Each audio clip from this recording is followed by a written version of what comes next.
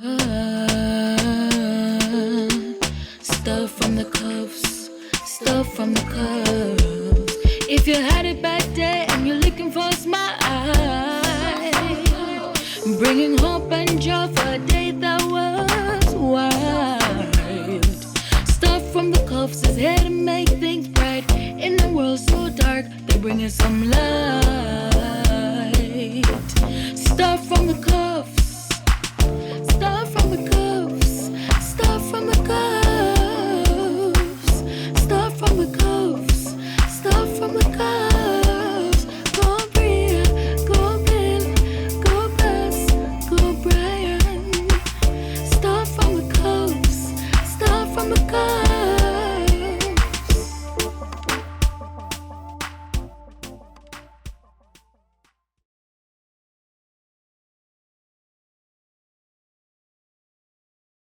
Cufflinks fam, big up on yourself. Welcome back to all the resident tenants, to all the new subscribers, to the visitors, to everybody who just have passed through with love, with blessings, or people who just have passed through for see Wagwan. Big up on yourself. Welcome. And it's me alone, of course, and you don't know, giving you some fire still, fun, inspiration, keeping it real, and some education. And today, I just want to share a little upon failure, fear, and finality. Failure, fear, and finality. So, I mentioned it before that my journey wasn't the easiest, it wasn't the smoothest, and a whole heap of people have similar situations, but I just wanted to share a bit more of my story to encourage somebody in these times, especially as it relates to back to school coming up, especially as it relates to the uncertainties, especially as it relates to the fears and the potential for failure, and also how final some of these things look, the decisions being made about school and how rough it really looks. So I just wanted to talk about fear, finality, and failure. So the first thing is failure. I went to the best high school in Jamaica. Some would say the best co-ed high school in Jamaica. Some would say the best high school in St. Catherine. Me want to say the best high school in Jamaica, St. Jago High. And under that administration, that was Mr. Noel and Miss Watson. Yeah, Mrs. Sandra Swire Watson, under that sort of dispensation. And we were instilled with being number one. So whatever it is we entered, football, rugby, basketball, singing, any competition, track and field, we were telling ourselves that we are number one and we put out our best to be number one. And I entered high school as somewhat of a prodigy because I started reading at a very early age. I went to kindergarten school and did really well. I went to prep school and did really well. I entered spelling bee on several occasions. I was top boy here and champion speller, and I was doing really well in prep school. And I looked forward to high school. I skipped grade 5 based on how well I was doing and went straight to grade 6. So I entered high school in 1997. I entered St. Jago in 1997. When I got there, the stakes were high. A lot of my church family had high expectations of me. A lot of my family had expectations of me, and I sort of started to gather that I need to have high expectations of myself. So entering first form with good grades, and high school, new environment, new people, a different ball game, so to speak, and I just really slacked off. So my grades moved from in the 80s, 90s to the 20s, 30s. And especially for math, I plummeted really badly. And it was like first form, so no big deal. So after first form, second form, just the same. Third form, just the same. Fourth form, probably a little better, if not a little worse. And heading into fifth form, I remembered that, I had CXC coming up. And CXC is the exam that will help me to matriculate to higher level of education, higher learning. Yeah, guys, sorry about that. I had to tend to the girls. So, where was I? So, fifth form was when I started to buckle down because I understood how big the stakes were now. This is money that is going to be spent. This is me actually matriculating to a higher level. And I started to try and put things together. Now, this is where the first huge bout of failure really set in. So along the journey, so from first form 97 to fifth form 2002, a lot happened. My mom got sick several times, major heart surgery, depression. My dad went overseas to make life better for us, and he, that was really it for my relationship with him in terms of growing up.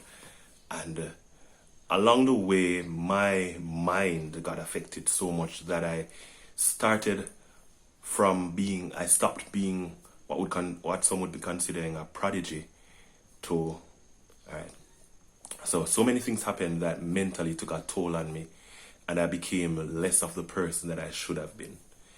Everybody has struggles, everybody has situations that change who they are, and these situations started to change me and affect me, and I became really laid back. I became really lost sometimes with bouts of depression and feeling really, really, really, really, really low.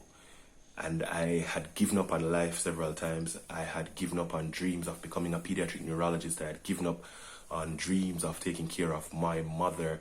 I had given up on dreams of just being a game changer, a world changer.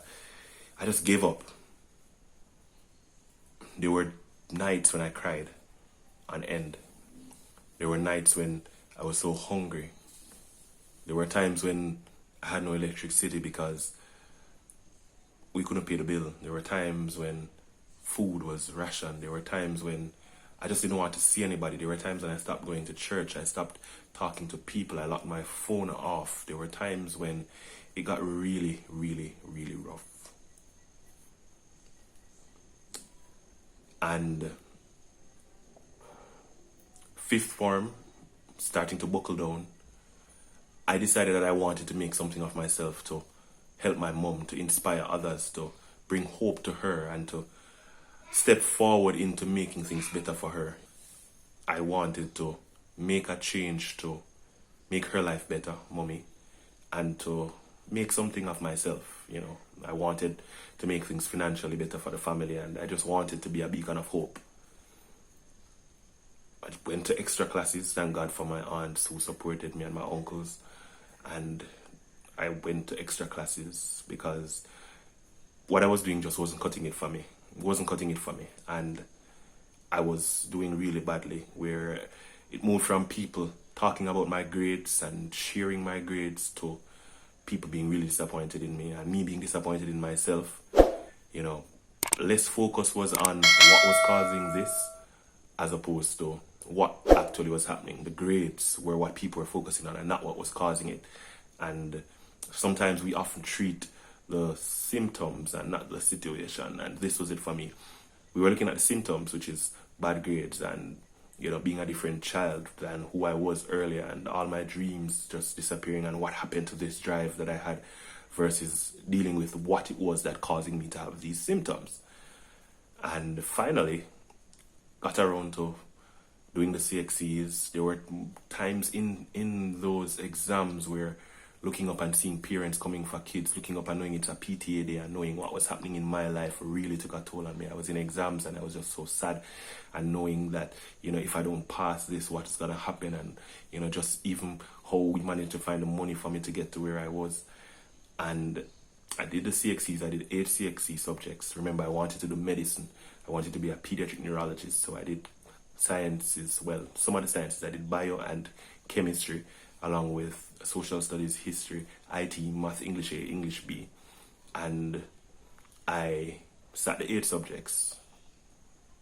After sitting the 8 subjects, I went to church and I told some person that this is the last you're going to see of me, because I was doing so badly. I felt so badly. I didn't feel any confidence whatsoever. I told them that I would not bring further shame and disappointment to my family, so I would have left in some way. I was planning to actually just run away. Yeah, I was planning to take with myself. And I didn't think about how that would affect mommy or anybody else. I was just thinking that it would stop the shame and the embarrassment that several persons would have felt because of the expectations that they had of me. And I remember getting the results. And when I got the results, I peeked at the paper and I saw that I got 6 of the 8 subjects. I saw somebody who I knew and they asked me about my results, and when they saw it, they said, "How that you get?" Oh my God! That broke me. That was the first step of what I foresaw as it relates to embarrassment. But then my mother called and I spoke to her, and her scream that I passed 6 subjects, her elation, her joy over the phone was so... If that didn't happen right after what happened, I would not have probably made it to where I am today. So her joy took away those pains of what I felt, of what I heard initially. But that was a mother's love for her son. The reality was I did 8 subjects, I got 6 of the 8. I didn't get bio and I didn't get chemistry, and I wanted to do medicine. I got 1 in English language, and then I got 3s in everything else. 3 at that time, I don't know what it is now, was just a pass. I was happy that I passed because I expected to fail. But that pass was met with disdain and disappointment by so many others. Some persons called me a forest because of all the trees that I had. Some persons laughed that I barely made it, as opposed to looking at the fact that I made it. And I hid my subjects from persons. Persons would have asked how many subjects again. I said 6, but I didn't go any further because I didn't want them to know that I barely passed. When I got those results, I knew it was a pass, enough to get me out of high school in terms of the O-level subjects. But I wondered, would it be enough to get me to 6th form, which is A-level, or now CAPE? I applied for 6th form because everybody else applied for 6th form. I applied for 6th form because I was encouraged to apply for 6th form. And that would have been the next step before reaching university. So I did what everybody was saying I should have done.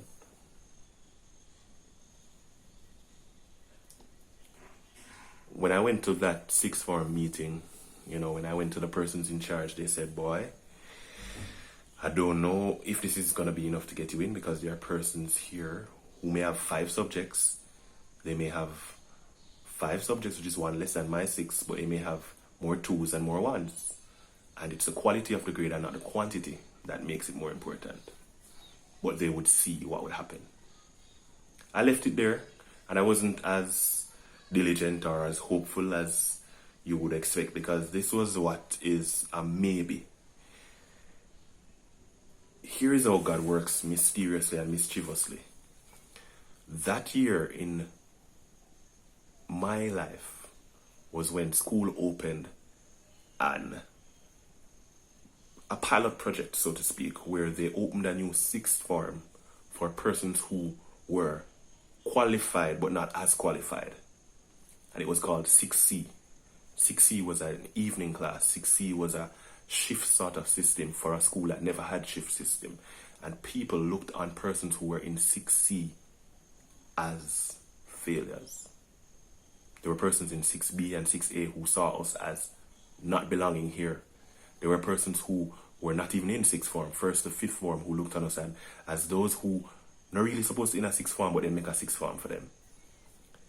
And because we were separate from 6A and B, which was a day school, we were evening school, it was even made more obvious. We had to wear a crest which would differentiate us again. So apart from the difference in our grades, we now had to dress differently to be identified as those who barely made it.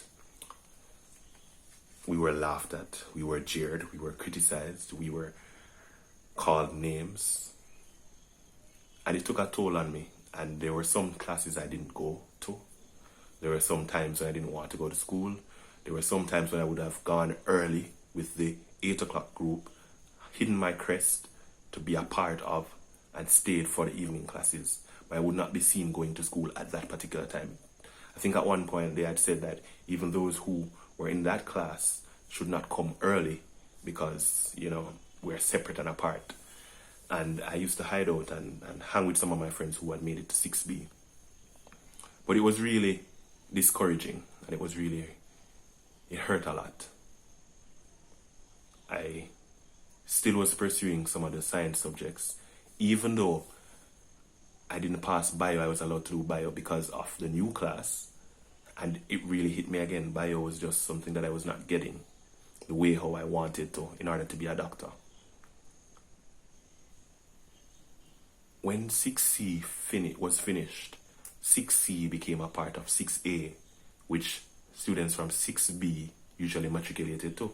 So there was no 6A, there was no 6C plus. There was no a merging of 6B and 6A, of 6B and 6C into 6A. So those who were outcasts, those who were frowned upon, those who were barely made it, those who were not supposed to be a part of us, were now thrust in the mix, and in the mix of those who were high flyers. And of course, even in being in the same class, there was some disparity because of how some persons treated us. And some persons didn't believe that we should be mixing, and some persons shouldn't believe that we were a part of them. And some persons used to remind us where we're coming from.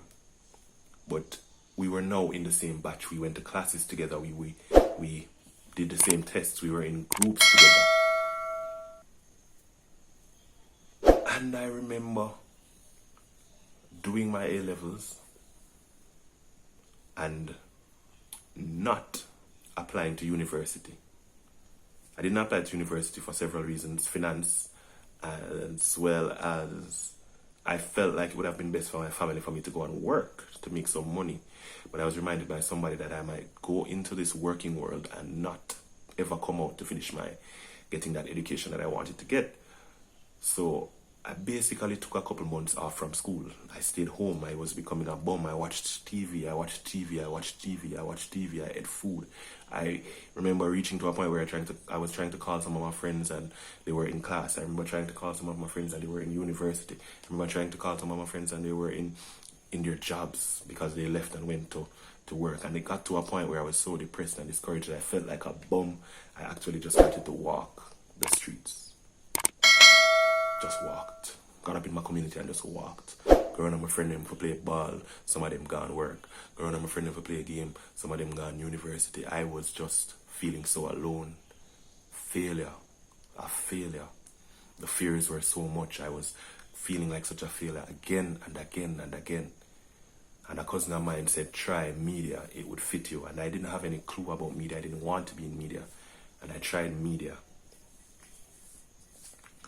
And I did the entrance exam, and the rest they say is history. Some of the persons who laughed, who scorned, who frowned on me were so proud of me.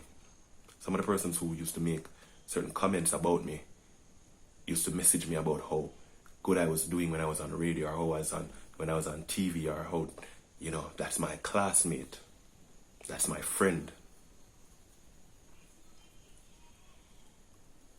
I just want to say to somebody today that there will be failures along the way, but consider them stepping stones. Consider the failures teaching moments. Consider the failures as a way for God to show his favor. They opened a sixth form that year, and I benefited. I got 6 subjects that shouldn't have taken me to a sixth form. But it did. I stayed home for months becoming a bum, missing out on what I wanted to be and all of my dreams, but I was channeled into a next dream by one person's comments about trying media. I want somebody to know that your failure isn't final, and despite the fears, trust the process. At the end of that, and the career started, I wasn't making the money that people thought I was making. People wanted my life. People wanted my job. People wished they were me. And there were still many failures along the way. Not being able to pay the bills, not being able to take care of mommy, not being able to take care of myself. But your failure isn't final. So chin up, keep the faith, keep the hope, big up, enough love. Peace out. See you next time. Like, share, subscribe, tell somebody. I hope you were encouraged, I hope you were inspired. And just tell somebody else so that they too can be helped. Enough love. Stuff from the cuffs, stuff from the cuffs. If you had it back there and you're looking for a smile, bringing hope and joy for a day that was.